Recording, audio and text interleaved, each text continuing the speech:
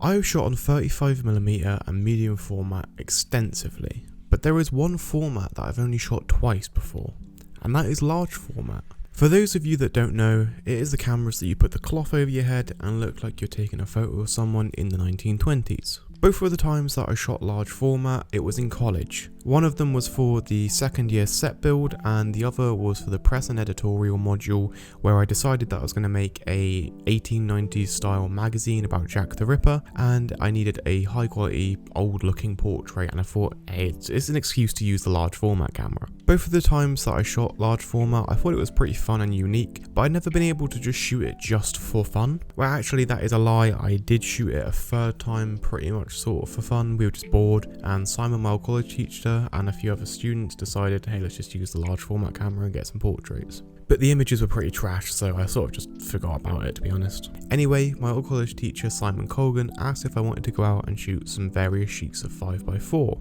I was very keen to do so and said yes, and it was a bit of a coincidence since I've been watching a lot of Brian Burke's and other large format photographers for the past few weeks, so I was pretty excited for this. So me and my girlfriend Jen headed over to Simon's house to shoot some large format. We started out by setting up the camera with the help of Simon, since I hadn't actually used one of these since college, and it's been quite a few years since I've been in college. The amount of kit Simon had was amazing. It was really crazy to be shooting large format when for the past few weeks I've been watching a lot of it on YouTube, wishing I could shoot some. I quickly remembered a few things about shooting with 5x4, but I was pretty nervous about shooting it since it is so expensive and quite a daunting process. First up for a portrait was Simon. Now looking back at these photos, I sort of wish I put him in a different position and got a different background. I would have liked one of him sitting down. I think that would have been quite good, but I was sort of just scared to do anything with the camera because it was just so scary. If you've shot with 5x4, you know what the feeling is like. It's quite daunting to be shooting with a camera like this, and I guess you get used to it after a while, but for me, who's only ever shot it 3 times before, it was pretty scary. I wanted to get some photos of Jen while we were shooting with this camera,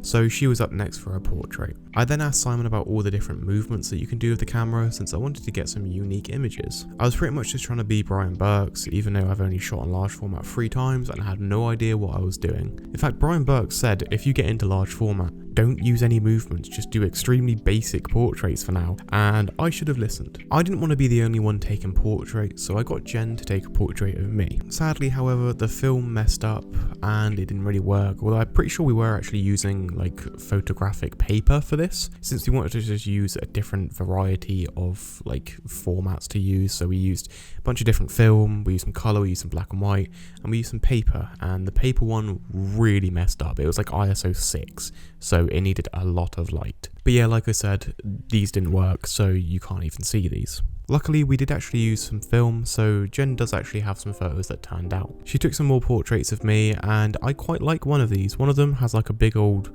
mess up in the image. I'm not really sure what it was. Maybe the film moved or something. I don't really know, but it looks funky. But the other one, I actually quite like it. We then moved into the field behind Simon's house to get a different background. I started out by photographing Jen and messing around with the movements of the camera. However, these photos had a weird light leak on them and very weird markings, so that was pretty disappointing. For some reason with this lens, the close-up photos also don't look normal. Like, this photo doesn't look like Jen. It doesn't look like Jen at all. It looks like it could be like Jen's cousin or something, but it doesn't look like Jen. It's really weird.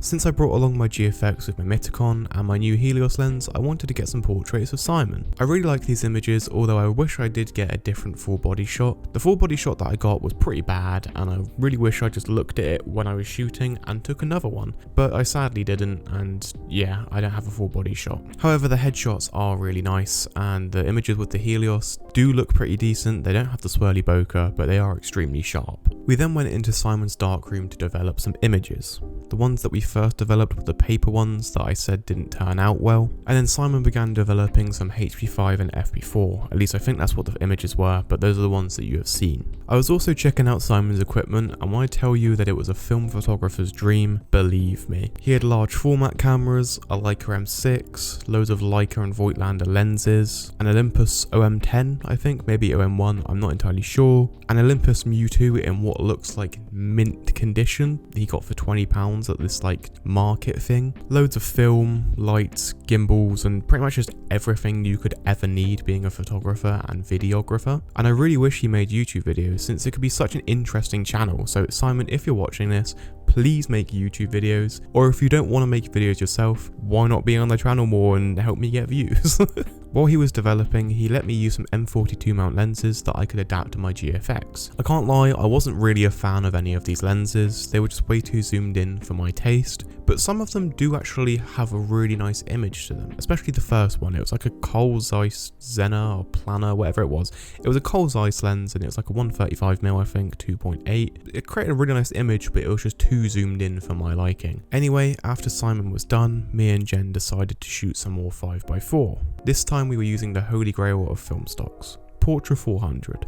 I was really excited to shoot this since I've only actually shot Portra 400 a few times and I've never shot it on large format. Whenever I shoot Portra, it's usually Portra 160 since it's all I can afford, and I usually only shoot Kodak Gold if I'm shooting colour film, but I've begun to really not like the look of Kodak Gold, I can't lie, it's just way too warm, whereas Portra looks a bit more natural to what the eye sees. So me and Jen went down to the field to set up the camera and take the photo. I wanted to get two very nice photos of Jen since we're shooting 5x4 and Portra 400. I actually managed to set up the camera pretty quickly for someone that's only shot 5x4 a few times. I definitely wasn't the quickest, it still took me about 5 minutes to get both of these photos done, but I was still pretty impressed with how quick I actually managed to do it, considering this is my 4th time shooting 5x4, and this was actually me just by myself, just me and Jen. Simon wasn't helping us, he was doing something else and also getting some footage for me. I used some movements to try and get both of Jen's eyes in focus, but as you can tell, I wasn't really there yet. Also again, for some reason, this photo doesn't look like Jen. It looks like an uncanny valley version of her.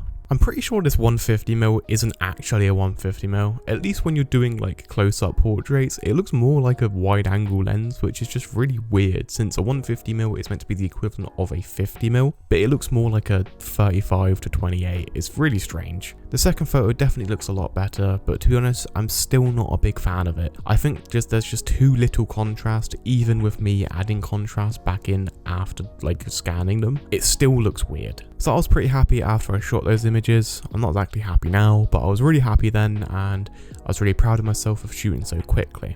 We then shot some what we thought was Portra 400 in a medium format film back that we could use on the 5x4, but it actually turned out to be some very expired FP4. I then also shot some images of Simon on my GFX and I'm pretty happy with these. Anyway, a few days later, I headed to university to develop and scan these images.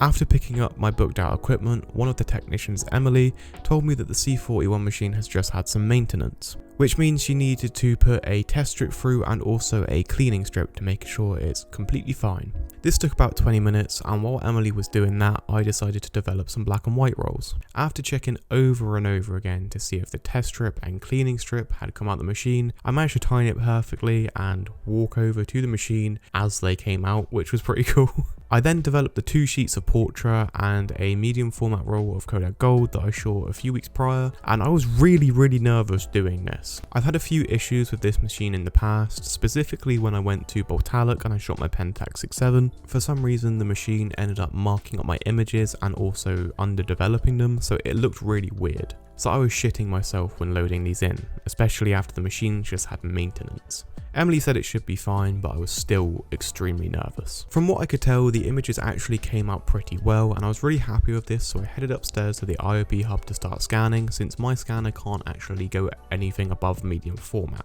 So I scanned them as TIFFs and then put them on my OneDrive so I could download them at home and do a little bit of editing to them since I didn't really have much time at uni. And that is where we are today. It is the next day, I've edited the images, I've looked over them and I'm recording this video. I can't lie, I'm actually pretty disappointed with shooting large format. The whole time we were shooting, I was just saying to Simon and Jen, oh, I really want a large format camera. Just every like 5 minutes I was saying it. I was loving the process, but the images have really disappointed me.